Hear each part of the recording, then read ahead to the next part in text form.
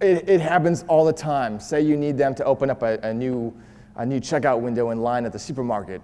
You say, hey, can you open up a new, however you guys want to do it. There are so many situations where the way you choose to communicate dictates the response you get from the person you're talking to. This is kind of going back into immersion, unreactiveness to anything around you. Nothing exists but you and her, okay? You guys are in a little bubble. This is not about being direct or indirect, but you have got to be just there with her.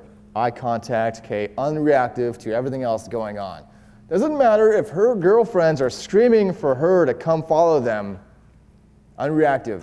Okay, there are so many times where they're trying to drag her off, and simply because you're not reacting to that and you're just staying there with her like this, just calmly talking, she's just rooted right in place. And the world could be falling down around her, but since you're right here with her, she's ignoring everything else as well, okay?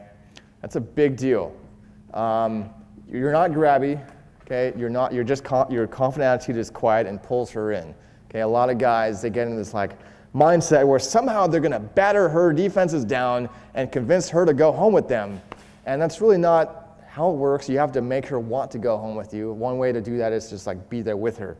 We'll get into more of that later. This is a huge thing right here. Existing outside of social tension. As men, it is our role, we exist outside of social tension. I think the first time this was driven home was Tyler on the Blueprint. He said, he's like, look, there are socially tense situations that go on all the time. You're going to find yourselves in them constantly. It's like, but as a male, that is not you. You do not respond to tension. You don't even feel it. And you can have the craziest nonsense going on around you, but it's got nothing to do with how you feel right here.